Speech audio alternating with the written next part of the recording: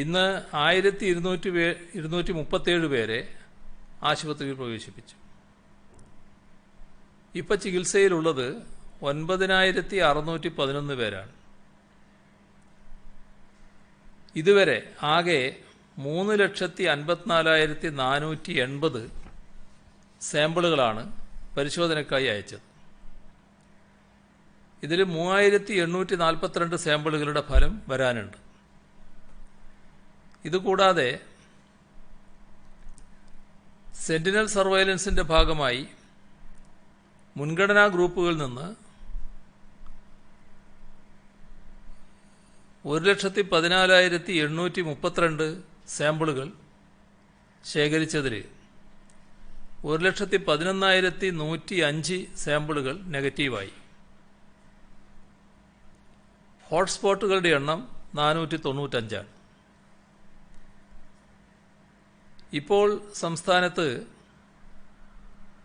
101 CFLTCകൾ പ്രവർത്തിക്കുന്നുണ്ട്. അവയിൽ 12,801 കിടക്കകളാണുള്ളത്. 45% കിടക്കകളിൽ ഇപ്പോൾ ആളുണ്ട്.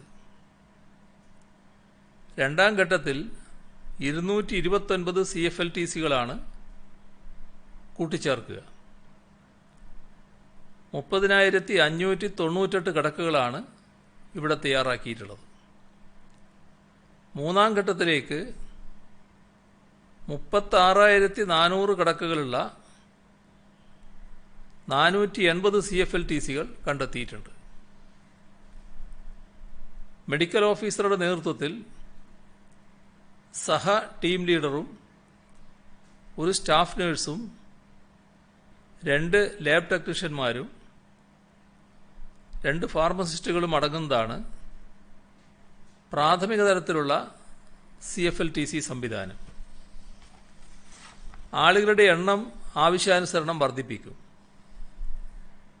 കോവിഡ് ബ്രിഗേഡിലേക്ക് 1,679 പേർക്ക് പരിശീലനം നൽകിയിട്ടുണ്ട്. മറ്റുള്ളവർക്കുള്ള പരിശീലനം ഉടനെ ആരംഭിക്കും. ഭീഷണി ഉയർത്തിയിരുന്ന പല ക്ലസ്റ്ററുകളിലും രോഗവ്യാപന തോത് കൂടി വരികയാണ്. ക്ലസ്റ്ററുകളുടെ എണ്ണവും വർദ്ധിക്കുന്നുണ്ട്. പുതിയ സാഹചര്യത്തിൻ്റെ ഗൗരവം ഉൾക്കൊണ്ട് വിവിധ തലങ്ങളിൽ ചർച്ച നടത്തിയിരുന്നു. സർവകക്ഷി യോഗം വിളിച്ച് രാഷ്ട്രീയ പാർട്ടി നേതൃത്വങ്ങളുമായി സംസാരിച്ചു. ആരോഗ്യ വിദഗ്ധരുമായി പ്രത്യേക ചർച്ച നടത്തി. പത്രാധിപന്മാരുടെ യോഗം വിളിച്ചു. നിയന്ത്രണങ്ങൾ കൂടുതൽ ശക്തമാക്കണമെന്ന പൊതു അഭിപ്രായമാണ് എല്ലാവർക്കും ഉള്ളത്. നിയന്ത്രണ ലംഘനങ്ങൾ ഉണ്ടാകുന്ന സാഹചര്യത്തിൽ പോലീസിൻ്റെ ഇടപെടൽ ഇനിയും ശക്തിപ്പെടുത്തണമെന്നാണ് കാണുന്നത്. സമൂഹത്തിൽ മാതൃക കാണിക്കേണ്ടവർ തന്നെ രോഗവ്യാപനത്തിന് കാരണക്കാരാകുന്നത് ഒട്ടും ആശാസ്യമായ പ്രവണതയല്ല. നിരുത്തരവാദപരമായ പെരുമാറ്റത്തിലൂടെ രോഗവ്യാപനത്തിന് കാരണക്കാരാകുന്നവർക്കെതിരെ നിയമ നടപടി സ്വീകരിക്കും. ഇതുവരെയുള്ള അനുഭവത്തിൻ്റെ വെളിച്ചത്തിൽ സർക്കാർ ഏജൻസികൾ വെവ്വേറെയും കൂട്ടായും ഇടപെടേണ്ട കാര്യങ്ങളിൽ വ്യക്തത വരുത്തും. അതിനനുസരിച്ച് ഉദ്യോഗസ്ഥർക്ക് നിർദ്ദേശം നൽകും. ഇനിയുള്ള നാളുകളിൽ രോഗവ്യാപനം ഇനിയും വർദ്ധിക്കുമെന്ന് തന്നെയാണ് കാണുന്നത്. അതിനെ നേരിടാനുള്ള നടപടികളാണ് CFLTCകൾ ഒരുക്കുന്നതിലൂടെയും കൂടുതൽ മനുഷ്യവിഭവശേഷി കണ്ടെത്തുന്നതിലൂടെയും ചെയ്യുന്നത്. ആരോഗ്യ സർവകലാശാലയുടെ കോഴ്സുകളിൽ നിന്ന് പഠിച്ചിറങ്ങിയ വിദ്യാർത്ഥികളെ CFLTCകൾ നിയോഗിക്കാം. ഇങ്ങനെ നിയോഗിക്കപ്പെടുന്നവർക്ക് താമസ സൗകര്യവും മറ്റും തദ്ദേശ സ്വയംഭരണ സ്ഥാപനങ്ങൾ ഒരുക്കും. ആരോഗ്യവകുപ്പ് സർവകലാശാലയുമായി ചേർന്ന് പഠനം കഴിഞ്ഞവരെ വിന്യസിക്കുന്നതിൻ്റെ വിശദാംശങ്ങൾ തയ്യാറാക്കണമെന്ന് നിർദ്ദേശിച്ചിട്ടുണ്ട്. പരിശോധനാ ഫലങ്ങൾ ചിലയിടങ്ങളിൽ വൈകുന്നുവെന്ന പരാതിയുണ്ട്. അത്തരം പരാതികളിൽ ഉടൻ പരിഹാരം കാണണമെന്നും ടെസ്റ്റ് റിസൾട്ട് എത്രയും വേഗം നൽകണമെന്നും ആവർത്തിച്ച് നിർദ്ദേശം നൽകി. 24 മണിക്കൂറിനുള്ളിൽ ടെസ്റ്റ് റിസൾട്ട് നൽകണമെന്നാണ് നിർദ്ദേശം നൽകിയിട്ടുള്ളത്. മരണമടഞ്ഞവരുടെ പരിശോധനാ ഫലം ഒട്ടും വൈകാൻ പാടില്ലെന്ന് പ്രത്യേകമായും നിർദ്ദേശിച്ചിട്ടുണ്ട്. ക്ലസ്റ്ററുകൾ രൂപപ്പെടാൻ സാധ്യതയുള്ള മേഖലകൾ കൂടുതൽ പഠനത്തിന് വിധേയമാക്കും. ക്ലസ്റ്ററുകളെക്കുറിച്ചും പഠിക്കും. അതിന് എപ്പിഡമിയോളജിസ്റ്റുകളെ നിയോഗിക്കും. കോവിഡ് പ്രതിരോധം വരുന്ന ഏതാനും നാളുകളോ ആഴ്ചകളോ മാസങ്ങളോ കൊണ്ട് അവസാനിക്കുന്നതല്ല. അതുകൊണ്ട് തന്നെ അതിനായി ദീർഘകാല പദ്ധതി രൂപപ്പെടുത്തും. തിരുവനന്തപുരത്ത് ഗുരുതര സാഹചര്യം നിലനിർത്തുന്നതുകൊണ്ട് ലോക്ക്ഡൗൺ തുടരുകയാണ്. ഇതിൽ ഇളവ് വേണ്ടതുണ്ടോ എന്നും മറ്റും പരിശോധിക്കാൻ ചീഫ് സെക്രട്ടറിയുടെ നേതൃത്വത്തിൽ ഒരു സമിതിയെ നിശ്ചയിച്ചിട്ടുണ്ട്. അതിൻ്റെ റിപ്പോർട്ടിൻ്റെ അടിസ്ഥാനത്തിലായിരിക്കും തീരുമാനം എടുക്കുക. തിരുവനന്തപുരം ജില്ലയിൽ 2723 പേരാണ് ഇപ്പോൾ ചികിത്സയിലുള്ളത്. ഇതിൽ 11 പേർ ICUവിലും ഒരാൾ വെന്റിലേറ്ററിലുമാണ്. ജില്ലയിലെ 7 ലാർജ് ക്ലസ്റ്ററുകളിൽ പുല്ലുവിള, പുതുക്കുറിച്ചി, അഞ്ചുതെങ്ങ് എന്നിവയുടെ സമീപ മേഖലകളിലേക്ക് രോഗം പകരുന്ന സാഹചര്യം നിലവിലുണ്ട്. ലാർജ് കമ്മ്യൂണിറ്റി ക്ലസ്റ്ററുകളിൽ മാത്രം ഇന്നലെ 1428 കോവിഡ് പരിശോധനകൾ നടത്തി. ഇതിൽ 35 എണ്ണം പോസിറ്റീവാണ്. പാറശാല, പൊഴിയൂർ ഈ ലിമിറ്റഡ് കമ്മ്യൂണിറ്റി ക്ലസ്റ്ററുകൾ ലാർജ് കമ്മ്യൂണിറ്റി ക്ലസ്റ്ററുകളാകാനുള്ള സാധ്യത കണക്കിലെടുത്ത് ഇവിടങ്ങളിലും പ്രതിരോധ പ്രവർത്തനങ്ങൾ ശക്തമാക്കിയിട്ടുണ്ട്.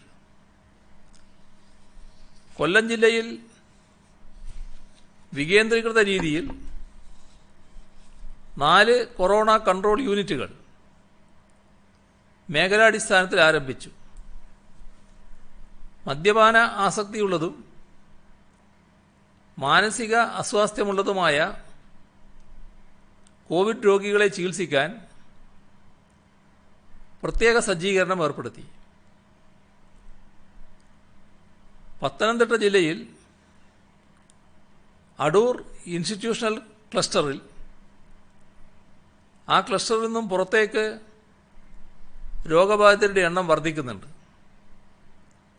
കഴിഞ്ഞ ദിവസം ജില്ലയിൽ 2 പോലീസ് ഉദ്യോഗസ്ഥർക്കും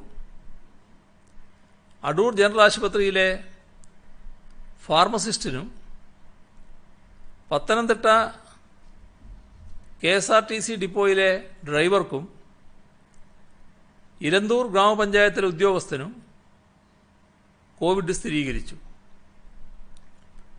ആലപ്പുഴ ജില്ലയിൽ Chettikkad, Alappuzha south police station എന്നീ ക്ലസ്റ്ററുകളിൽ കൂടുതൽ കേസുകൾ റിപ്പോർട്ട് ചെയ്യപ്പെട്ടിട്ടുണ്ട്.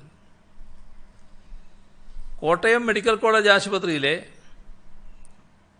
ഗൈനക്കോളജി വിഭാഗത്തിൽ ചികിത്സ തേടിയെത്തിയ ഗർഭിണികൾ ഉൾപ്പെടെ 12 പേർക്ക് ഇതുവരെ രോഗം സ്ഥിരീകരിച്ചിട്ടുണ്ട്. എറണാകുളം ജില്ലയിൽ ആലുവ ക്ലസ്റ്ററിന് സമീപമുള്ള മഞ്ഞപ്ര, നെടുമ്പാശ്ശേരി, ശ്രീമൂലനഗരം, പള്ളിപ്പുറം പ്രദേശങ്ങളിലും സമ്പർക്കത്തിലൂടെ രോഗം സ്ഥിരീകരിക്കുന്നുണ്ട്. ഫോർട്ട് കൊച്ചിയിലും കൂടുതൽ കേസുകൾ റിപ്പോർട്ട് ചെയ്യുന്നുണ്ട്. കളമശ്ശേരി മെഡിക്കൽ കോളേജിൽ കോവിഡ് രോഗികൾക്കായുള്ള പ്രത്യേക ICU പ്രവർത്തനം ആരംഭിച്ചു. യന്ത്രസഹായത്തോടെ പ്രവർത്തിക്കുന്ന വെന്റിലേറ്റർ പിന്തുണയുള്ള 40 ബെഡുകളാണ് ICUവിൽ ക്രമീകരിച്ചിട്ടുള്ളത്. ഇതോടെ മെഡിക്കൽ കോളേജിലെ ആകെ വെന്റിലേറ്ററുകളുടെ എണ്ണം 75ആയി. പാലക്കാട് ജില്ലയിൽ പട്ടാമ്പി നഗരസഭയിലും താലൂക്കിൽ ഉൾപ്പെടുന്ന 15 ഗ്രാമപഞ്ചായത്തുകളിലും ഒറ്റപ്പാലം ബ്ലോക്കിലെ നെല്ലായ ഗ്രാമപഞ്ചായത്തിലും മൊത്തത്തിൽ ലോക്ക്ഡൗൺ പ്രഖ്യാപിച്ചിട്ടുണ്ട്. കൂടാതെ 19 പഞ്ചായത്തുകളിലായി 40 വാർഡുകളും നിയന്ത്രണ മേഖല പ്രഖ്യാപിച്ചിട്ടുണ്ട്. മലപ്പുറം ജില്ലയിൽ കൊണ്ടോട്ടി ലാർജ് കമ്മ്യൂണിറ്റി ക്ലസ്റ്ററായി മാറിക്കൊണ്ടിരിക്കുകയാണ്. കൊണ്ടോട്ടി മത്സ്യമാർക്കറ്റുമായി ബന്ധം പുലർത്തിയവരും അവരുടെ കുടുംബാംഗങ്ങൾക്കും രോഗം സ്ഥിരീകരിക്കുന്നുണ്ട്. സമീപ പഞ്ചായത്തുകളായ കുഴിമണ്ണ, പുളിക്കൽ, ചെറുകാവ്, പള്ളിക്കൽ, വാഴയൂർ ഇവിടങ്ങളിലേക്കും രോഗം വ്യാപിക്കുന്നത് കൂടുതൽ ആശങ്കയുണർത്തുന്നു. കോഴിക്കോട് ജില്ലയിൽ 11 ക്ലസ്റ്ററുകളാണ് നിലവിലുള്ളത്. വീടുകളിൽ റൂം ക്വാറന്റൈനിൽ കഴിയുന്നവരിൽ നിന്ന് മറ്റുള്ളവരിലേക്ക് രോഗം പകരുന്ന സംഭവങ്ങൾ കൂടുതൽ റിപ്പോർട്ട് ചെയ്യപ്പെടുന്നുണ്ട്. ഒരേ വീട്ടിലെ തന്നെ 4ഉം 5ഉം പേരിലേക്ക് രോഗം പടരുന്നു. ഇതിൻ്റെ ഫലമായി കുടുംബത്തെ ആകെ FLTCകളിലേക്കോ ആശുപത്രികളിലേക്കോ മാറ്റേണ്ടി വരുന്നു. ഇത്തരം സന്ദർഭങ്ങളിൽ വീട്ടിലുള്ള പ്രായമായവരാണ് ഏറ്റവും കൂടുതൽ പ്രയാസം അനുഭവിക്കേണ്ടി വരുന്നത്. അങ്ങനെയുള്ളവർക്ക് വേണ്ടി ഓരോ തദ്ദേശഭരണ സ്ഥാപനവും കോവിഡ് കെയർ സെൻ്ററുകൾ ഒരുക്കണമെന്ന് നിർദ്ദേശിച്ചിട്ടുണ്ട്. ബീച്ച് ആശുപത്രി കോവിഡ് സ്പെഷ്യൽ ഹോസ്പിറ്റലാക്കി മാറ്റാനുള്ള പ്രവർത്തനം ഉടൻ പൂർത്തിയാകും. മറ്റ് ഗുരുതര രോഗങ്ങളുടെ ചികിത്സക്കും കോവിഡ് കേസുകൾക്കും മാത്രമായി മെഡിക്കൽ കോളേജ് ആശുപത്രി പ്രയോജനപ്പെടുത്തും. വയനാട് ജില്ലയിലെ സുൽത്താൻ ബത്തേരി ലാർജ് കമ്മ്യൂണിറ്റി ക്ലസ്റ്ററാവാനുള്ള സാധ്യത നിലനിൽക്കുകയാണ്. ഇവിടെ ഒരു വലിയ വ്യാപാര സ്ഥാപനത്തിലെ 15 പേർക്കാണ് കോവിഡ് സ്ഥിരീകരിച്ചത്. ഈ സ്ഥാപന ജീവനക്കാരുമായുള്ള സമ്പർക്കത്തിൽ 300-ലധികം പേർ വരുമെന്നാണ് കണക്കാക്കുന്നത്. ഇവരെല്ലാം കണ്ടെത്തി അടിയന്തരമായി പരിശോധന നടത്തി വരികയാണിപ്പോൾ. വാളാട് ഒരു കുടുംബത്തിലെ 7 പേർക്കാണ് കോവിഡ് സ്ഥിരീകരിച്ചത്. ഇവിടെ സമ്പർക്കത്തിലുള്ള 110 പേരുടെ സാമ്പിൾ പരിശോധന നടത്തുന്നുണ്ട്. കണ്ണൂർ ഗവൺമെൻറ് മെഡിക്കൽ കോളേജിലെ ആരോഗ്യ പ്രവർത്തകർക്ക് കോവിഡ് ബാധിച്ചു. അതിനെ തുടർന്ന് കോവിഡ് ഇതര രോഗങ്ങളുടെ ചികിത്സയ്ക്ക് ക്രമീകരണം ഏർപ്പെടുത്തി. OP പരമാവധി നിയന്ത്രിക്കും. എല്ലാ OPയിലും ടെലിമെഡിസിൻ സംവിധാനത്തിനുള്ള ക്രമീകരണം ഉണ്ടാക്കും. 44 പേർക്ക് പരിശോധനയിൽ പോസിറ്റീവായി. 200 പേരെ ഇവിടെ പരിശോധിച്ചു. ഹൈ റിസ്ക് പ്രൈമറി കോൺടാക്റ്റിൽപ്പെട്ട 180 പേർ ക്വാറന്റൈനിൽ പോയി. ആശുപത്രിയിലെ അണുനശീകരണം ബുധനാഴ്ചയോടെ പൂർത്തിയാകും. ആരോഗ്യ പ്രവർത്തകർക്ക് കർശന സുരക്ഷാ സംവിധാനങ്ങൾ ഏർപ്പെടുത്തിയിട്ടുണ്ട്. തലശ്ശേരി കൺട്രോൾ റൂം SIക്ക് കോവിഡ് പോസിറ്റീവായി. സർവേലൻസ് പരിശോധനയിലാണ് രോഗം കണ്ടെത്തിയത്. ഇതേ തുടർന്ന് ഇദ്ദേഹവുമായി സമ്പർക്കത്തിലായ 30 പേർ നിരീക്ഷണത്തിൽ പോയി. കാസർഗോഡ് ജില്ലയുടെ മഞ്ചേശ്വരം, കാസർഗോഡ് താലൂക്കുകളിലെ ഭൂരിഭാഗം പഞ്ചായത്തുകളിലും സ്ഥിതി രൂക്ഷമാവുകയാണ്. ഉറവിടമറിയാത്ത കേസുകളും വർദ്ധിച്ചു. കോവിഡ് മാനദണ്ഡങ്ങൾ ലംഘിച്ച് സംഘടിപ്പിച്ച ചടങ്ങുകളിൽ കൂട്ടം കൂടി പങ്കെടുത്തവരിൽ നിന്നും നിരവധി പേർക്ക് സമ്പർക്കം വഴി രോഗം ബാധിക്കുന്ന അവസ്ഥയുണ്ടായി. ചെങ്കള പഞ്ചായത്തിൽ ഒരു വിവാഹ ചടങ്ങിൽ പങ്കെടുത്തവരിൽ 43 പേർക്കാണ് സമ്പർക്കത്തിലൂടെ കഴിഞ്ഞ ദിവസം രോഗം സ്ഥിരീകരിച്ചത്. പലരും രോഗലക്ഷണങ്ങൾ പ്രകടിപ്പിക്കുന്നില്ല.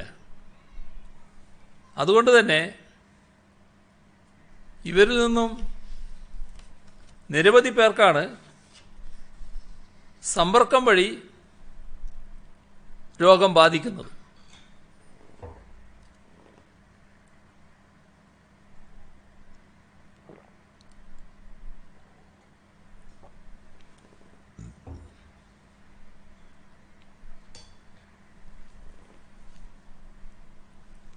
കോവിഡ് വ്യാപനം നിയന്ത്രണത്തിൻ്റെ കാര്യത്തിൽ നമ്മുടെ സംസ്ഥാനം നിരവധി മാതൃകകൾ ആവിഷ്കരിച്ചിട്ടുണ്ട്. കോൺടാക്ട് ട്രേസിംഗ്, ഗാർഹിക സമ്പർക്ക വിലക്ക്, സംരക്ഷണ സമ്പർക്ക വിലക്ക് തുടങ്ങിയ നടപടികൾ ഏറ്റവും വിജയിച്ച സംസ്ഥാനമാണ് നമ്മുടേത്. ഇക്കാര്യത്തിലുള്ള നമ്മുടെ രീതികൾ മറ്റു പല സംസ്ഥാനങ്ങളും പിന്തുടരുന്നുമുണ്ട്.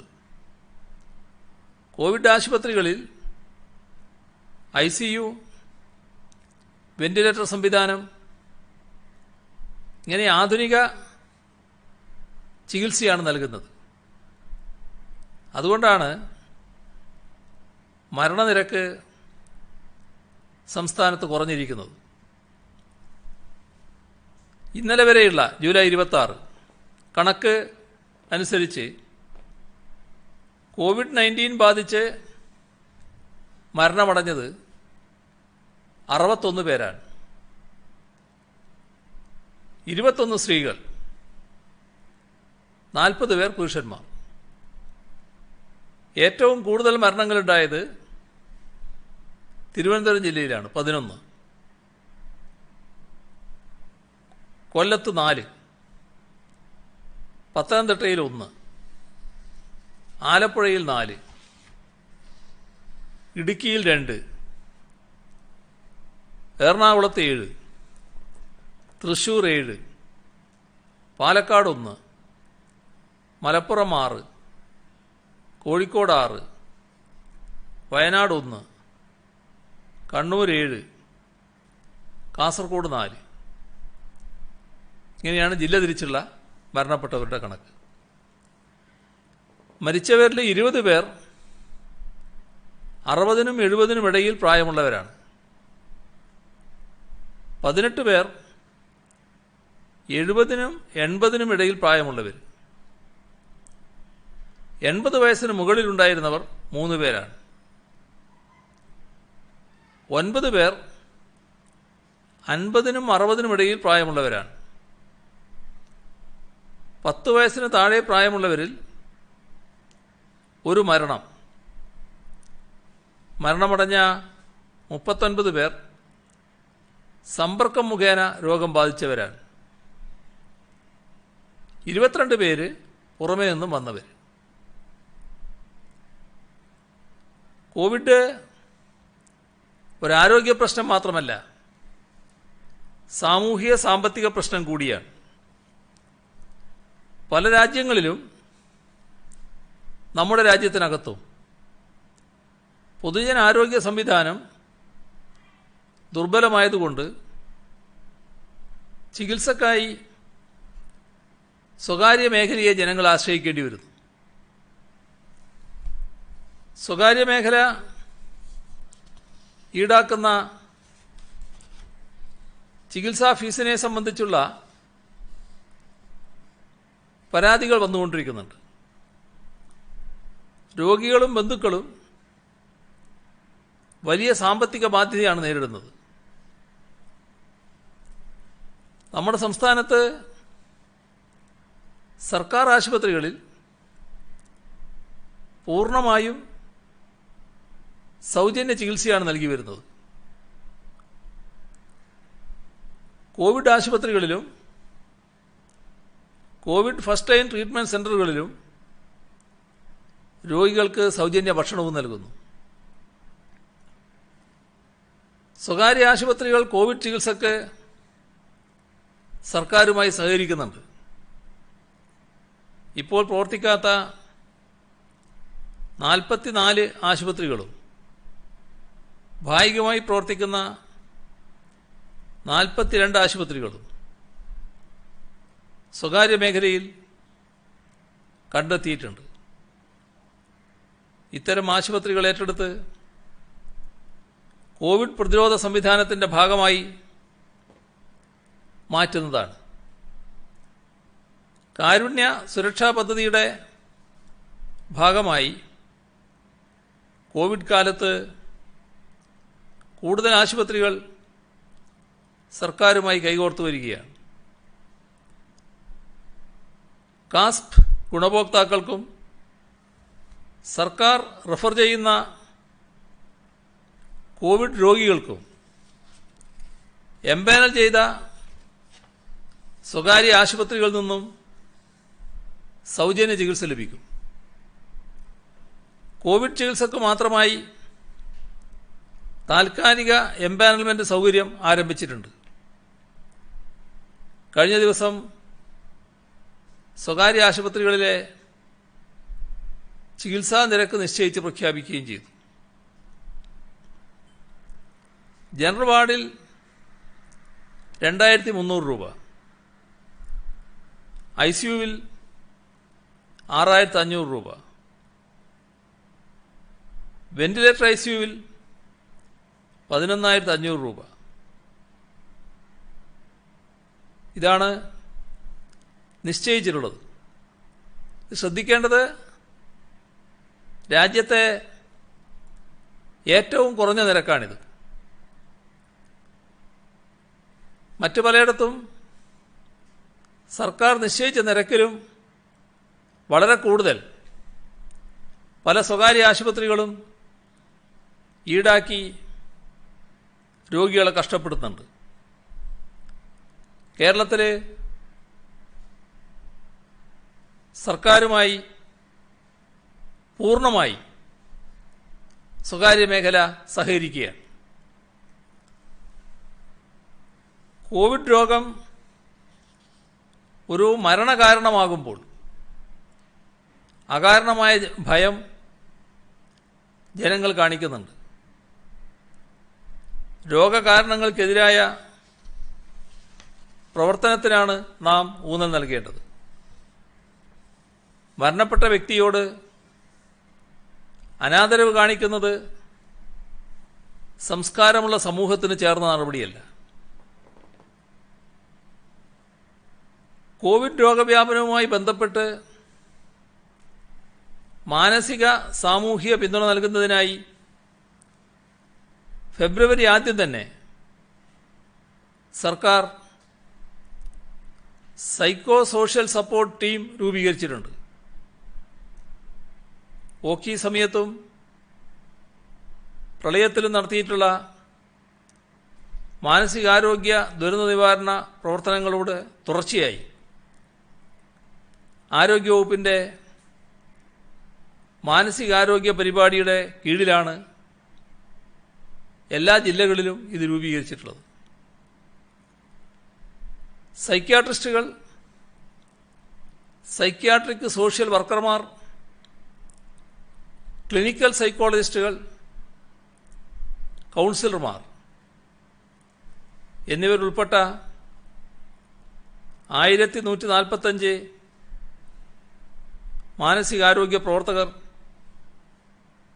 ജില്ലാടിസ്ഥാനത്തിൽ എല്ലാ ജില്ലകളിലും പ്രവർത്തിക്കുന്നു. ഇവർ ക്വാറന്റൈൻ, ഐസൊലേഷനിൽ കഴിയുന്ന എല്ലാ വ്യക്തികൾക്കും സൈക്കോ സോഷ്യൽ സപ്പോർട്ട് കോളുകൾ നൽകുന്നു. മാനസിക സമ്മർദ്ദം, ഉത്കണ്ഠ, വിഷാദം, ഉറക്കക്കുറവ് എന്നിവയ്ക്ക് വിദഗ്ധ സേവനം ലഭ്യമാക്കുന്നു. സ്റ്റിഗ്മ, സാമൂഹ്യ ആവശ്യങ്ങൾ എന്നിവയ്ക്ക് അതാത് പഞ്ചായത്ത് ICDS മുഖാന്തരം സഹായം നൽകുന്നു. ഇതുവരെ ക്വാറന്റൈനിലും ഐസൊലേഷനിലുമായി കഴിഞ്ഞ 7,66,766 പേർക്ക് ഈ രീതിയിൽ സേവനം നൽകിയിട്ടുണ്ട്.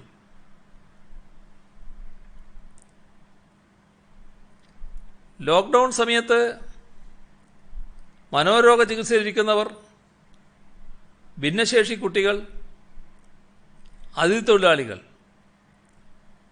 ഒറ്റക്ക് കഴിയുന്ന വയോജനങ്ങൾ, ഇങ്ങനെ 3,48,860 പേർക്ക് സൈക്കോ സോഷ്യൽ സപ്പോർട്ട് കോളുകൾ നൽകിയിട്ടുണ്ട്. കൊറോണ രോഗനിയന്ത്രണത്തിൽ പ്രവർത്തിക്കുന്നവരുടെ മാനസിക സമ്മർദ്ദം ലഘൂകരിക്കുന്നതിനും ടെലി കൗൺസിലിംഗ് നൽകുന്നു. ഇതുവരെ 36,011 ആരോഗ്യ പ്രവർത്തകർക്ക് ഈ രീതിയിൽ സേവനം നൽകിയിട്ടുണ്ട്. അതോടൊപ്പം സ്കൂൾ കുട്ടികളുടെ കാര്യം, സ്കൂൾ കുട്ടികളുടെ മാനസിക സാമൂഹ്യ പ്രശ്നങ്ങൾ പരിഹരിക്കുവാനും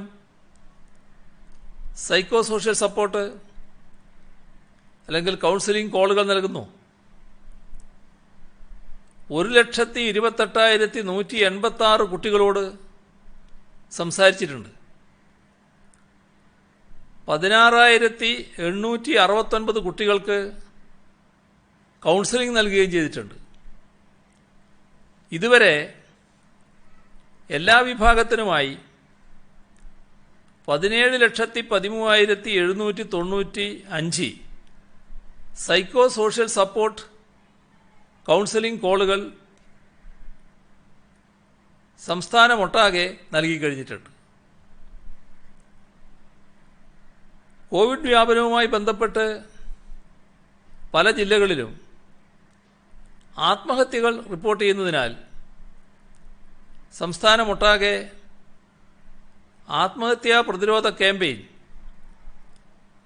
ജീവരക്ഷ എന്ന പേരിൽ ആരംഭിക്കുവാൻ തീരുമാനിച്ചിട്ടുണ്ട്.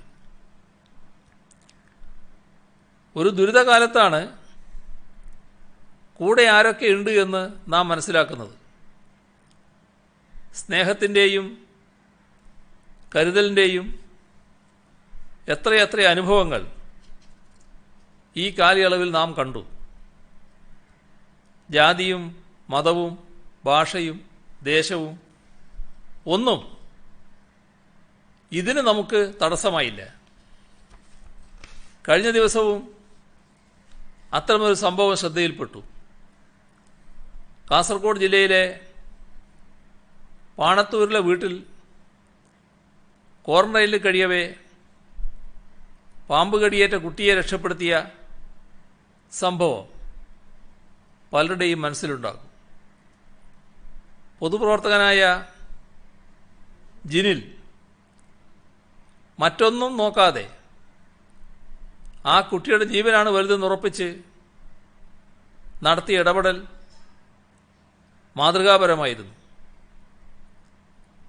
അച്ഛനും അമ്മയും ചികിത്സയിലായപ്പോൾ വിഷമിച്ചുപോയ പിഞ്ചു കുഞ്ഞിനെ സംരക്ഷിക്കാൻ തയ്യാറായ കൊച്ചിയിലെ ഡോക്ടർ മേരി അനിതയെപ്പോലുള്ളവരുടെ ഇടപെടലും നമുക്ക് മുന്നിലുണ്ട്. ദുരിതം അനുഭവിക്കുന്നവരുടെ പ്രശ്നങ്ങൾ കണ്ടറിഞ്ഞ് PPE കിറ്റും ധരിച്ച് പ്രവർത്തനം നടത്തുന്ന ജനപ്രതിനിധികളും യുവജന സംഘടനാ പ്രവർത്തകരുമൊക്കെയുള്ള നാടാണ് നമ്മുടേത്. ഇന്നലെയുണ്ടായ ഒരു സംഭവം അതിൻ്റെയെല്ലാം ശോഭ കെടുത്തുന്ന തരത്തിലായിപ്പോയി. കോവിഡ് കാരണം മരിച്ചയാളുടെ മൃതദേഹം ദഹിപ്പിക്കുമ്പോൾ രോഗം പകരുമോ? കോവിഡ് വൈറസുകൾ ഒരാളിൽ നിന്നും മറ്റൊരാളിലേക്ക് പകരുന്നത് രോഗബാധയുള്ളയാൾ ചുമക്കുമ്പോഴോ തുമ്മുമ്പോഴോ സംസാരിക്കുമ്പോഴോ പുറത്തേക്ക് തെറിക്കുന്ന ശരീരസ്രവത്തിൻ്റെ കണങ്ങളിലൂടെയാണ്.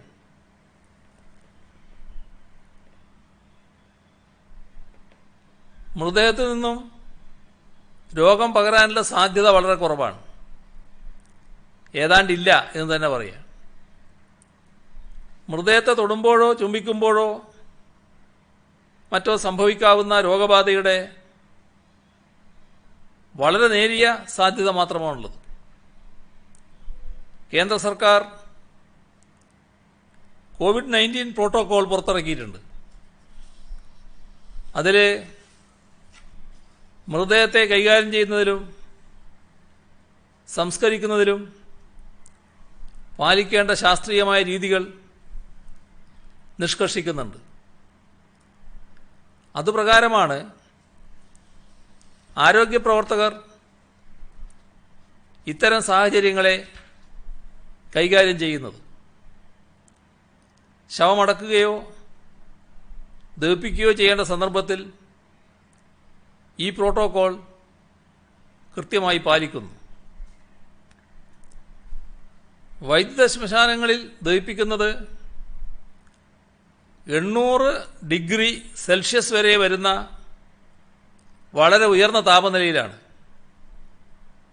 അതുകൊണ്ട് തന്നെ വൈറസുകൾ വായു വഴി പകരുന്നതിന് യാതൊരു സാധ്യതയുമില്ല.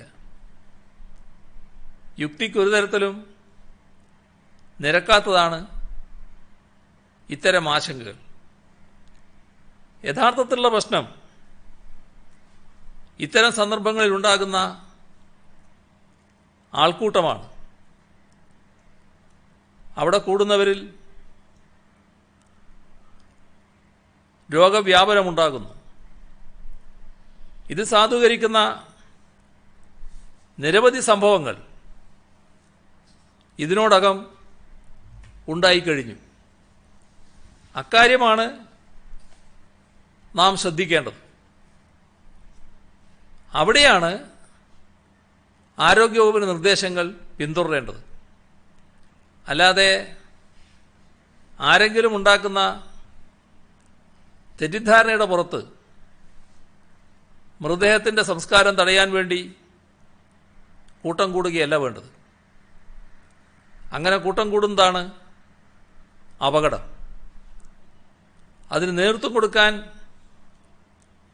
ജനപ്രതിനിധി പോലും ഉണ്ടായി എന്നത് അവമാനകരമാണ്. ആ കേസിൽ ശക്തമായി ഇടപെടാൻ പോലീസിന് നിർദ്ദേശം നൽകിയിട്ടുണ്ട്. കോവിഡ് വ്യാപനത്തിൻ്റെ പശ്ചാത്തലത്തിൽ എല്ലാ ജില്ലകളിലെയും പോലീസ് ഉദ്യോഗസ്ഥർക്ക് കോവിഡ് ആൻറ്റിബോഡി ടെസ്റ്റ് നടത്തും. HLL ലൈഫ് കെയർ ലിമിറ്റഡ് എന്ന കേന്ദ്ര സർക്കാർ സ്ഥാപനത്തിൻ്റെ സാങ്കേതിക സഹായത്തോടെ കേരള പോലീസ് ഹൗസിംഗ് സഹകരണ സംഘത്തിൻ്റെ നേതൃത്വത്തിലാണ് ടെസ്റ്റ് നടത്തുക. ഇതിനായി 14 ജില്ലകളിലും ലാബ് സൗകര്യം ഏർപ്പെടുത്തും. ടെസ്റ്റിന് വേണ്ട ചെലവ് കേരള പോലീസ് സഹകരണ സംഘവും കേരള പോലീസ് വെൽഫെയർ ബ്യൂറോയും തുല്യമായി വീതിക്കും. ടെസ്റ്റിന് മേൽനോട്ടം വഹിക്കുന്നതിന് എല്ലാ ജില്ലകളിലും സമിതിക്ക് രൂപം നൽകിയിട്ടുണ്ട്. മാസ്ക് ധരിക്കാത്ത 4975 സംഭവങ്ങൾ സംസ്ഥാനത്ത് ഇന്ന് റിപ്പോർട്ട് ചെയ്തിട്ടുണ്ട്. ക്വാറന്റൈൻ ലംഘിച്ച 5 പേർക്കെതിരെ ഇന്ന് കേസ് രജിസ്റ്റർ ചെയ്തു. ഇന്ന് രാവിലെ മന്ത്രിസഭാ യോഗം ചേർന്നിരുന്നു. താൽക്കാലിക റവന്യൂ പിരിച്ചെടുക്കൽ നിയമ ഭേദഗതി മന്ത്രിസഭ തീരുമാനിച്ചിട്ടുണ്ട്. 2020 ഏപ്രിൽ 1 മുതൽ 180 ദിവസമായി ദീർഘിപ്പിക്കാനാണ്. താൽക്കാലിക റവന്യൂ പിരിച്ചെടുക്കുന്നതിനുള്ള കാലാവധി 180 ദിവസമായി ദീർഘിപ്പിക്കുന്നതിന് താൽക്കാലിക റവന്യൂ പിരിച്ചെടുക്കൽ നിയമത്തിൽ ഭേദഗതി വരുത്തുന്നതിന് ഗവർണറോട് ശുപാർശ ചെയ്യാനാണ് മന്ത്രിസഭ തീരുമാനിച്ചത്. 1985 താൽക്കാലിക റവന്യൂ പിരിച്ചെടുക്കൽ നിയമപ്രകാരം 120 ദിവസമാണ് റവന്യൂ പിരിക്കാൻ സർക്കാരിന് അധികാരമുള്ളത്. ഈ കാലാവധിക്കകം ബില്ലുകൾ നിയമസഭ പാസാക്കിയില്ലെങ്കിൽ അവ കാലഹരണപ്പെട്ടു പോകും. കേരള ധനകാര്യ ബിൽ പാസാക്കുന്നതിന് ജൂലൈ 27 നിയമസഭ ചേരാൻ തീരുമാനിച്ചിരുന്നെങ്കിലും കോവിഡ് വ്യാപനത്തിൻ്റെ പശ്ചാത്തലത്തിൽ സമ്മേളനം മാറ്റിവെച്ചിരിക്കുകയാണ്. ഈ സാഹചര്യത്തിലാണ് കാലാവധി 120 ദിവസത്തിൽ നിന്ന് 180 ദിവസമാക്കുന്നതിന് ഓർഡിനൻസ് കൊണ്ടുവരുന്നത്. രാജ്യത്തെ പ്രതികൂല സാമ്പത്തിക സ്ഥിതി കണക്കിലെടുത്ത് 2019-20 വർഷം 1471 കോടി രൂപ അധിക വായ്പയെടുക്കാൻ കേന്ദ്ര സർക്കാർ അനുമതി നൽകിയിട്ടുണ്ട്.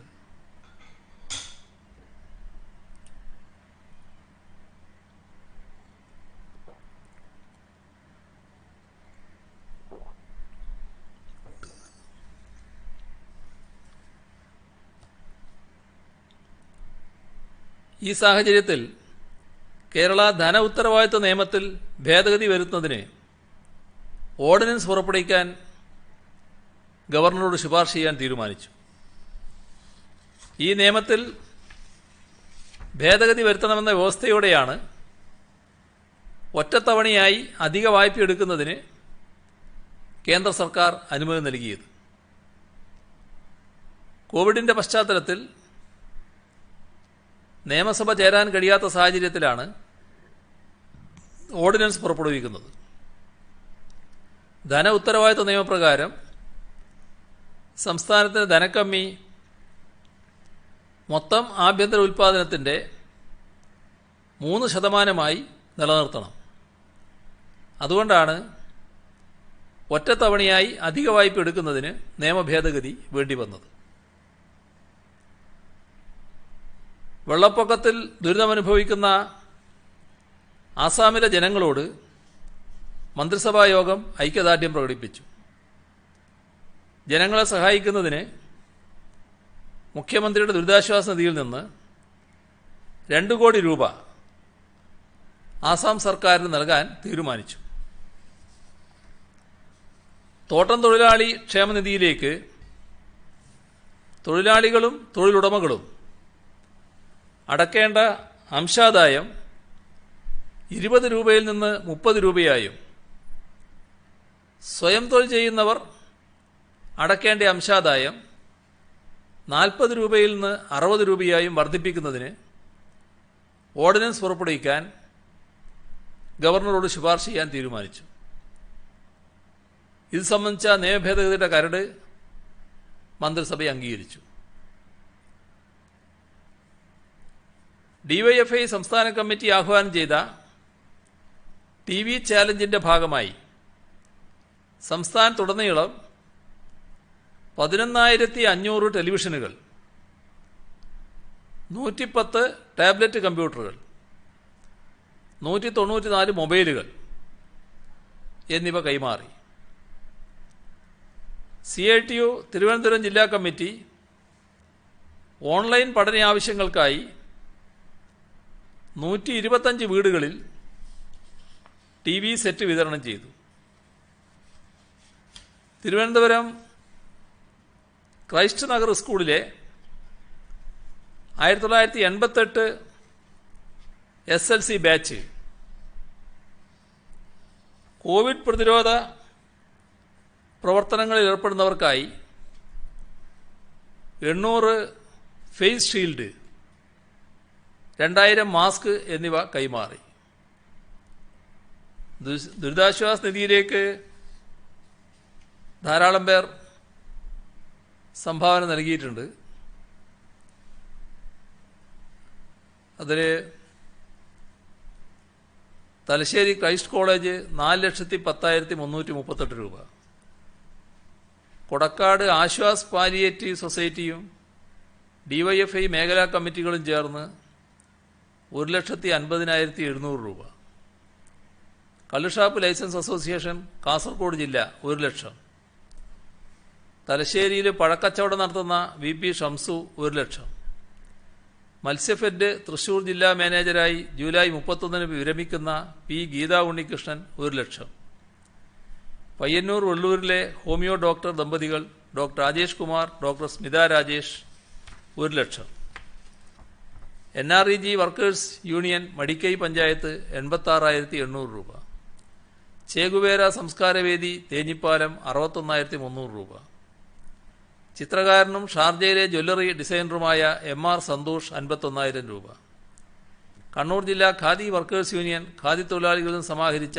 50,000 രൂപ, ഹരിപ്പാട് ജയഭാരത് ലൈബ്രറി പ്രവർത്തകർ ബിരിയാണി ചാലഞ്ച് വഴി സമാഹരിച്ച 51,000 രൂപ, പെർളശ്ശേരിയിലെ ചെറുമാവിലായി സഖാക്കൾ ബിരിയാണി ചാലഞ്ചിലൂടെ സമാഹരിച്ച 50,000 രൂപ, electrical wiremen and supervisors association of Kerala CITU Thrissur ജില്ലാ കമ്മിറ്റി 50,000 രൂപ, പെർളശ്ശേരി AKG സ്മാരക സഹകരണ ആശുപത്രിയിലെ ഡോക്ടർ K പ്രദീപ് കുമാർ 50,000 രൂപ, മാങ്ങാറ്റിടം 3-ാം പീടിക സ്വദേശി ദിനേശൻ പത്തലായി 50,000 രൂപ, തൃശൂർ അന്നമനട പഞ്ചായത്തിലെ കേരള പ്രവാസി സംഘം 50,001 രൂപ, കണ്ണൂർ കോളയാട് ഗ്രാമപഞ്ചായത്ത് ജീവനക്കാരൻ പ്രതീശൻ 41,110 രൂപ, ജനാധിപത്യ മഹിളാ association Karivellur north village committee 35,500 രൂപ, Padanna Ori AKG club, young men's club, Vallathol സ്മാരക വായനശാല എന്നിവർ ചേർന്ന് 60,130 രൂപ,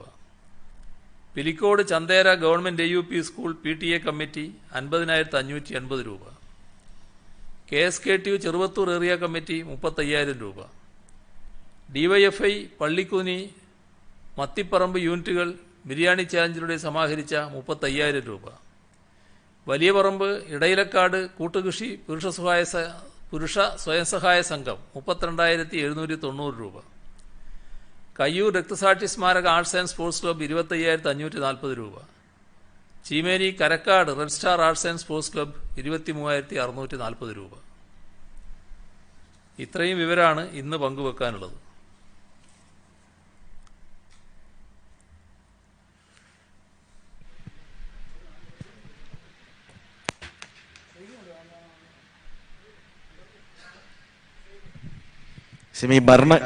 മരണങ്ങളുടെ എണ്ണം പറഞ്ഞു. അതിനകത്ത് കോവിഡ് ബാധിച്ച് മാത്രം മരിച്ച എത്ര പേരുണ്ട്? അതെ, മറ്റ് അസുഖങ്ങളില്ലാതെ കോവിഡ് മരണകാരണമായ എത്ര കേസുണ്ട്?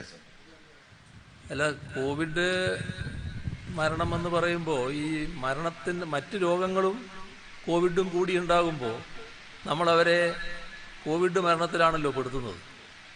പക്ഷേ അവർക്ക് മറ്റ് രോഗങ്ങൾ ഉണ്ടായിരുന്നു എന്നുള്ളത് ഒരു ഘടകമാണ്. ഇപ്പം അത് പറയാൻ മാത്രമുള്ള വേർതിരിച്ച കണക്ക് എൻ്റെ കയ്യിലില്ല.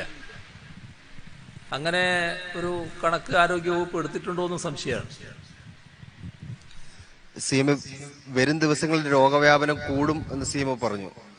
ഈ ക്ലസ്റ്ററുകൾ കേന്ദ്രീകരിച്ചുള്ള നിയന്ത്രണം മാത്രം മതി, ഒരു സമ്പൂർണ്ണ ലോക്ക്ഡൌൺ വേണ്ട എന്ന തീരുമാനത്തിലേക്ക് എത്തിച്ചേരുന്നുണ്ടോ? ഇപ്പോൾ ഈ കഴിഞ്ഞ ദിവസം നമ്മുടെ വ്യത്യസ്ത വിഭാഗങ്ങളുടെ യോഗങ്ങൾ ചേർന്നിരുന്നു. അതിൽ സർവകക്ഷി യോഗം ചേർന്ന വിവരം നിങ്ങളുടെ അടുത്ത് തന്നെ ഞാൻ പറഞ്ഞിട്ടുണ്ട്. പിന്നെ ആരോഗ്യ വിദഗ്ധരുടെ യോഗം ചേർന്നിരുന്നു. മാധ്യമങ്ങളുടെ എഡിറ്റർമാരുടെ യോഗവും ചേർന്നിരുന്നു. ഇതിലെല്ലാം ഒരേ അഭിപ്രായമാണ് ഏറെക്കുറെ ഉയർന്നു വന്നത്. അതായത് വലിയ യോജിപ്പാണ് അതിൽ കണ്ടത്. ഈ ലോക്ക്ഡൗൺ ഒരു പരിഹാരമല്ല എന്ന അഭിപ്രായമാണത്. എന്നാൽ ഇപ്പം സ്വീകരിക്കുന്ന സമീപനം, ക്ലസ്റ്ററുകളും അതിൻ്റെ നിയന്ത്രണവും, അതിൽ പലരും അഭിപ്രായപ്പെട്ടത് നിയന്ത്രണം കുറച്ച് കുറഞ്ഞിട്ടുണ്ട്, ആ നിയന്ത്രണം കുറേ കൂടി കർക്കശമാക്കണം.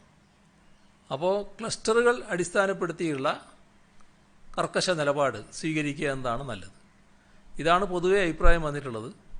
ഇപ്പോൾ അങ്ങനെ ചെയ്യാമെന്നാണ് സർക്കാരും കാണുന്നത്. അതിൻ്റെ ഭാഗമായി ഇന്ന് കൃത്യമായ നിർദ്ദേശങ്ങൾ നൽകിയിട്ടുണ്ട്. കുറേ കൂടി ശക്തമായ നടപടികൾ ഈ ക്ലസ്റ്ററുകളുടെ മേഖലയിൽ സ്വീകരിക്കേണ്ടതായിട്ട് വരും.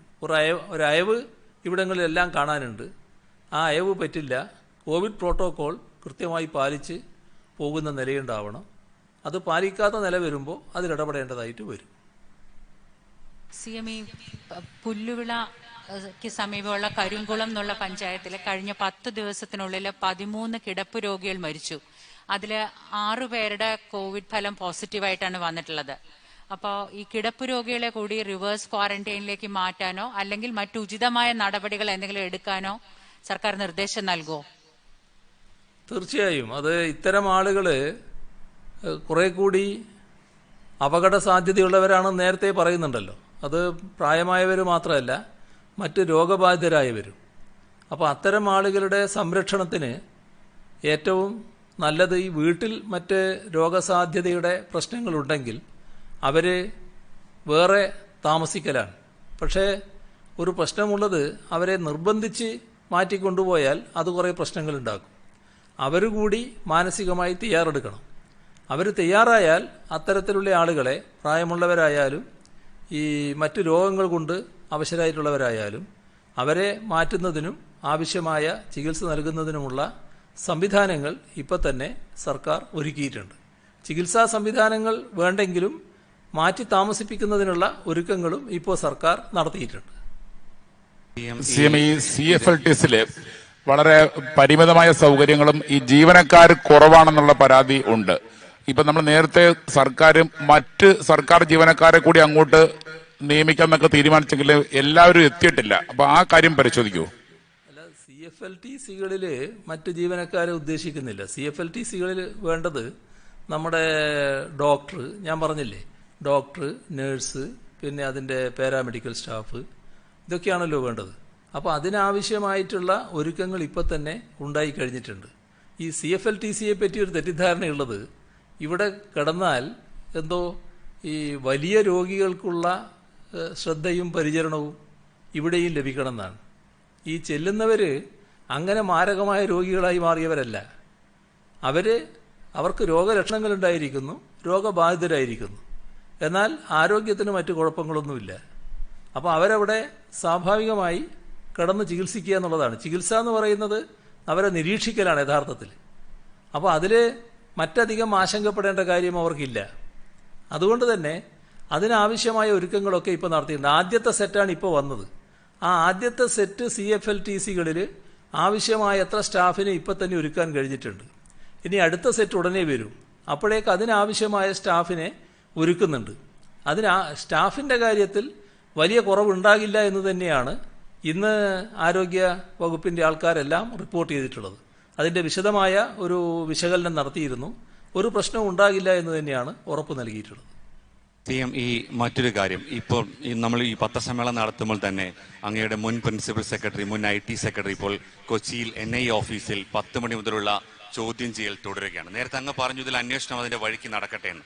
ഈ ചോദ്യം ചെയ്യലിനെ, രണ്ടാമതുള്ള ചോദ്യം ചെയ്യലിനെ സർക്കാർ എങ്ങനെയാണ് കാണുന്നത്? സർക്കാർ ഏതെങ്കിലും തരത്തിലൊരു ആശങ്ക അങ്ങനെ എന്തെങ്കിലും? അല്ല, സർക്കാരിന് എന്താണ് അതിൽ ആശങ്കപ്പെടാനുള്ളത്? ഞാൻ നേരത്തെ വ്യക്തമാക്കിയതാണത്. ഇത് NIAയുടെ അന്വേഷണം കൃത്യമായി നടക്കുകയാണ്. ആ അന്വേഷണത്തിന്റെ ഭാഗമായി എത്ര സമയം ചോദ്യം ചെയ്യണം, എത്ര തവണ ചോദ്യം ചെയ്യണം, ആ ചോദ്യം ചെയ്യലിന്റെ ഭാഗമായി എന്ത് നിലപാടെടുക്കണം എന്നെല്ലാം ഉള്ളത് അവർ തീരുമാനിക്കേണ്ട കാര്യങ്ങളാണ്. അതിൽ സർക്കാരിനൊരു കാര്യമില്ല. നേരത്തെ തന്നെ ഞാൻ വ്യക്തമാക്കിയിട്ടുള്ളതാണത്. ിന്റെ ഒരു പരിശോധനയിൽ ഈ ശിവശങ്കറിന് ഇത്തരത്തിൽ ഈ നിയമനവുമായി ബന്ധപ്പെട്ട പ്രശ്നങ്ങളിലേക്കുള്ള ഇതല്ലാതെ ഈ ഇത്തരം പ്രതികളുമായിട്ട് മറ്റെന്തെങ്കിലും തരത്തിലുള്ള ബന്ധം അല്ലെങ്കിൽ ഈ സ്വർണ്ണക്കടത്ത് തരത്തിലുള്ള ആരോപണം പോലുള്ള കാര്യങ്ങളിൽ എന്തെങ്കിലും സംശയം അല്ലെങ്കിൽ അത്തരം എന്തെങ്കിലും ബോധ്യം CM-നുണ്ടോ? എന്തൊരബദ്ധ ചോദ്യമാണ് നിങ്ങൾ ചോദിക്കുന്നത്. ഒരു അന്വേഷണം നടക്കുന്നു, അതുമായി ബന്ധപ്പെട്ടിട്ടുള്ള തെളിവുകൾ അവർ എടുത്തുകൊണ്ടിരിക്കുന്നു. അപ്പോൾ എൻ്റെ ബോധ്യമാണോ ഇവിടെ പ്രധാനം? എൻ്റെ ബോധ്യമാണോ പറയേണ്ടത്? അവരുടെ മുന്നിലുള്ള വസ്തുക്കളുടെ അടിസ്ഥാനത്തിൽ നിഗമനങ്ങൾ എടുക്കട്ടെ. അതിന് നമ്മൾ കാത്തു നിൽക്കുകയല്ലേ വേണ്ടത്? KPCC അധ്യക്ഷൻ പറഞ്ഞിരിക്കുന്നത് CPM-ഉം BJP-യും തമ്മിലൊരു ധാരണയുണ്ടാക്കിയിട്ടുണ്ട്, സ്വർണ്ണക്കള്ളക്കടത്ത് കേസ് അട്ടിമറിക്കാൻ എന്നൊരു ആരോപണം വരുന്നുണ്ട്. മറ്റൊന്ന്, ഇത് സംബന്ധിച്ച് അതായത് നിയമസഭാ തെരഞ്ഞെടുപ്പിന് മുമ്പ് അത്തരത്തിലൊരു ഒത്തുതീർപ്പിലേക്ക് പോകുന്നു എന്നും ആരോപണമുണ്ട്.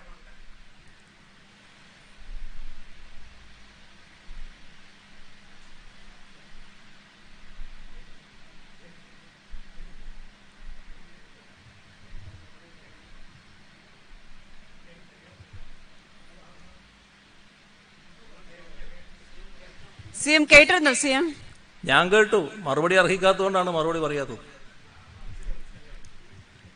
CM, ഈ ഫോണിന്റെ ഭാവി എന്താണ്? കാരണം അതുമായി ബന്ധപ്പെട്ടും നിരവധി ആരോപണങ്ങൾ മന്ത്രിസഭ അറിയാതെ തന്നെ കരാർ തുക കൂട്ടി നൽകി. നിങ്ങൾക്ക് വേണ്ടത് ഇതൊക്കെയാണ്. ഇത്തരം കാര്യങ്ങളിലാണ് നിങ്ങൾ അങ്ങനെ അഭിരമിച്ചങ്ങ് നിൽക്കുന്നത്. അതാണ് പ്രശ്നം.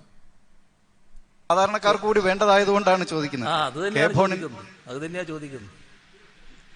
CM കൺസൾട്ടൻസി രാജാണെന്ന ആരോപണമുണ്ട്. പണ്ടേ ഉണ്ട് ഇവിടെ കൺസൾട്ടൻസി, ഇപ്പൊ തുടങ്ങിയതല്ല. നേരത്തെ പക്ഷേ ഇത് എന്തിനും ഏതിനും ആരോപണം ഉണ്ടല്ലോ. ആ കൺസൾട്ടൻസി UDF-ന്റെ കാലത്ത് ഇഷ്ടം പോലെ ഉണ്ടായിരുന്നു. അത്ര കൺസൾട്ടൻസി ഇപ്പൊ ഇല്ല എന്നുള്ളതാണ് വസ്തുത. CM ഈ ഫോണിന്റെ സൂചിപ്പിച്ചത് അതിൽ ടെൻഡർ വലിയ തുകയ്ക്ക് ക്യാബിനറ്റ് തീരുമാനം എടുക്കുന്നതിന് മുൻപ് ശിവശങ്കർ ഇടപെട്ടു എന്നുള്ളതിലാണ് ആരോപണം. ശിവശങ്കർ അത് ഇനീഷ്യൽ മാറിപ്പോയാലും തെറ്റില്ല. ഓഫീസർമാർ ഒരു 12-13 ലക്ഷം പേര് എഴുതിയ പരീക്ഷയായിരുന്നു. അതിന്റെ ലിസ്റ്റ് വളരെ കുറച്ച് നിയമനം നടക്കുമ്പോൾ തന്നെ ഇപ്പം തദ്ദേശ വകുപ്പിന് കീഴിലുള്ള 5 വകുപ്പുകൾ ഏകീകരിച്ചതിലൂടെ ഈ തസ്തിക ഇല്ലാതായി. 10 ലക്ഷത്തിലധികം ഉദ്യോഗാർത്ഥികളുടെ ഭാവി വളരെ ആശങ്കയിലാണ്. എന്തെങ്കിലും നടപടി സർക്കാരിന്റെ ഭാഗത്തുണ്ടാകുമോ? അങ്ങനെ വില്ലേജ് എക്സ്റ്റൻഷൻ ഓഫീസർ VEO ആ തസ്തിക ഇല്ലാതായി. ഈ തദ്ദേശ പ്രശ്നം എന്നുള്ളത് പരിശോധിക്കട്ടെ എന്നിട്ട് പറയും. CM, ഐക്യരാഷ്ട്രസഭ ഒരു റിപ്പോർട്ട് IS-ന്റെ സാന്നിധ്യം സംസ്ഥാനത്തും കർണാടകയിലും സജീവമാണെന്ന്, അതുമായിട്ട് ബന്ധപ്പെട്ട് എന്തെങ്കിലും? അത് സാധാരണ നിലക്ക് ഇവിടെ ആവശ്യമായ നടപടികൾ ഏതെങ്കിലും തരത്തിലുള്ള തീവ്രവാദ പ്രവർത്തനങ്ങളുണ്ടോ എന്നുള്ളത് നേരത്തെ തന്നെ അന്വേഷിക്കുന്നുണ്ട്. അതിന്റെ ഭാഗമായിട്ടുള്ള ചില സംവിധാനങ്ങളുമുണ്ട്. അതിൻ്റെതായ നടപടികൾ സ്വീകരിച്ചു വരുന്നുണ്ട് എന്തെങ്കിലും ഉണ്ടെങ്കിൽ. പലപ്പോഴും ഈ ട്രാൻസ്ഫറുകളുടെ കാര്യം പറഞ്ഞപ്പോൾ അങ്ങ് പറഞ്ഞു ഈ അവസരത്തിൽ അവർക്ക് സമയം കൊടുക്കും. ഇപ്പോൾ സ്പോർട്സ് കൗൺസിൽ അടക്കമുള്ള സ്ഥലങ്ങളിൽ ചെന്ന് ജോയിൻ ചെയ്യാത്തതിന്റെ അടിസ്ഥാനത്തിൽ മെമ്മോ കൊടുത്തിരിക്കുകയാണ്. അതുപോലെ തന്നെ സഹകരണ ബാങ്ക് ജീവനക്കാരുടെ ശമ്പള പരിഷ്കരണ കമ്മീഷൻ റിപ്പോർട്ട് ക്യാബിനറ്റിൽ കിട്ടിയിട്ടുണ്ടോ? അത് ഉടനെ പരിശോധിക്കുമോ? എൻ്റെ ശ്രദ്ധയിലില്ല. അതില്ല. അത് ബന്ധപ്പെട്ട വകുപ്പിന്റെ കയ്യിലുണ്ടാകുമായിരിക്കും ചിലപ്പോൾ. എനിക്കറിയില്ല അതിനെപ്പറ്റി. ഒരു പച്ചക്കറി ചന്തയില് 50 പേർക്ക് ടെസ്റ്റ് നടത്തി 30 പേർക്ക് രോഗം സ്ഥിരീകരിച്ചു. ഈ മാർക്കറ്റുകൾക്ക് എവിടെയാ? ഏറ്റുമാനൂർ. പച്ചക്കറി ചന്തയിൽ 50-ൽ 30 പേർക്ക് രോഗം സ്ഥിരീകരിച്ചു. ഈ മാർക്കറ്റുകൾ കേന്ദ്രീകരിച്ച് രോഗവ്യാപനം കൂടുന്നുവെന്ന വിലയിരുത്തലും ഉണ്ടെന്ന് കേൾക്കുന്നു. അത് തടയാൻ എന്തെങ്കിലും നടപടി? അത് അത്തരം പ്രശ്നങ്ങൾ വരുമ്പോൾ അതിൽ ശക്തമായ നടപടികൾ സ്വീകരിക്കുക എന്നുള്ളത് തന്നെയാണ് കാണുന്നത്. അത് അതിന്റെ ഭാഗമായിട്ടുള്ള നടപടികളാണ് ഇപ്പോൾ സ്വീകരിച്ചിട്ടുള്ളത്. ഈ വലിയ ഗുരുതര സ്വഭാവമില്ലാത്ത രോഗികൾക്ക് വീട്ടിൽ തന്നെ ചികിത്സിച്ചാൽ മതി എന്നൊരു അഭിപ്രായം പല ആളുകളും പറയുന്നുണ്ട്, ഡോക്ടേഴ്സൊക്കെ തന്നെ പറയുന്നുണ്ട്. അത്തരം ചിന്തയിലേക്ക് നമ്മൾ പോകുന്നുണ്ടോ? അത് പല അഭിപ്രായങ്ങളും അങ്ങനെ വന്നിട്ടുണ്ട്. ഇപ്പോൾ ഞാൻ പറഞ്ഞ യോഗങ്ങളിലും അഭിപ്രായങ്ങൾ ഉയർന്നു വന്നിരുന്നു. നേരത്തെ ഇങ്ങനെയൊരു നിർദ്ദേശം വന്നപ്പോൾ ഈ കേരളത്തിൽ ഈ രോഗികൾ വീട്ടിലായിപ്പോയാൽ അതിനെക്കുറിച്ച് എന്തായിരിക്കും ചിന്ത എന്നൊരു സംശയമുണ്ടായിരുന്നു. ഏതായാലും സർവകക്ഷി യോഗത്തിലായാലും ആരോഗ്യ വിദഗ്ധരുടെ യോഗത്തിലായാലും എല്ലാം വന്ന അഭിപ്രായം ഈ വീട്ടിൽ ചികിത്സിക്കാനുള്ള സൗകര്യം കൂടി കൊടുക്കണം എന്നുള്ളതാണ്. അപ്പോൾ അതുമായി ബന്ധപ്പെട്ട് ആലോചന നടത്തിയപ്പോൾ അത് സ്വീകരിക്കാവുന്നൊരു നിർദ്ദേശമാണെന്ന് കണ്ടിട്ടുണ്ട്. നേരത്തെ തന്നെ അങ്ങനെ ഒരു നിർദ്ദേശം ഇവിടെ ഉണ്ടായിരുന്നു, അത് അംഗീകരിക്കാമെന്ന് കണ്ടിട്ടുണ്ട്. പക്ഷേ അതിന് കൃത്യമായ പ്രോട്ടോക്കോൾ വേണം. ആ പ്രോട്ടോക്കോളുകൾ തയ്യാറാക്കാൻ ആരോഗ്യവകുപ്പിനെ ചുമതലപ്പെടുത്തിയിട്ടുണ്ട്. അത് വരുന്ന മുറക്ക് അതിനാവശ്യമായ പ്രഖ്യാപനങ്ങൾ ഉണ്ടാവും. ഈ കേരളത്തിലെ IS സാന്നിധ്യം സംബന്ധിച്ച് സംസ്ഥാന ഇന്റലിജൻസിന് ഏതെങ്കിലും തരത്തിലുള്ള റിപ്പോർട്ടുകൾ മറ്റും ലഭിച്ചിട്ടുണ്ടോ? അല്ല, ആ റിപ്പോർട്ടൊക്കെ ഞാൻ നിങ്ങൾ പത്രസമ്മേളനത്തിൽ പറയേണ്ട കാര്യമല്ലാലും ഉണ്ടെങ്കിൽ ഞാൻ പറഞ്ഞില്ലേ, നേരത്തെ പറഞ്ഞിരുന്നത് വ്യക്തമല്ലേ. ഇവിടെ ഉള്ള ചില കാര്യങ്ങളെക്കുറിച്ച് നേരത്തെ തന്നെ കേരള പോലീസ് ചില സംവിധാനങ്ങൾ ഒരുക്കിയിട്ടുണ്ട്. അതുമായി ബന്ധപ്പെട്ട നടപടികളും സ്വീകരിച്ചു വരുന്നുണ്ട്. പഴയ സംഭവങ്ങൾ ഓർത്താൽ ചില കാര്യങ്ങൾ ഇവിടെ തന്നെ ഇടപെടലുണ്ടായി എന്നുള്ളതൊക്കെ അന്ന് വാർത്തയായി വന്നതല്ലേ. ശരി, തൊഴിൽ മേഖലയുമായി ബന്ധപ്പെട്ട ഒരു ചോദ്യം ചോദിച്ചോട്ടെ? അല്ല, അത് നമുക്ക് ഇനി എടുക്കാം, പിന്നെ എടുക്കാം.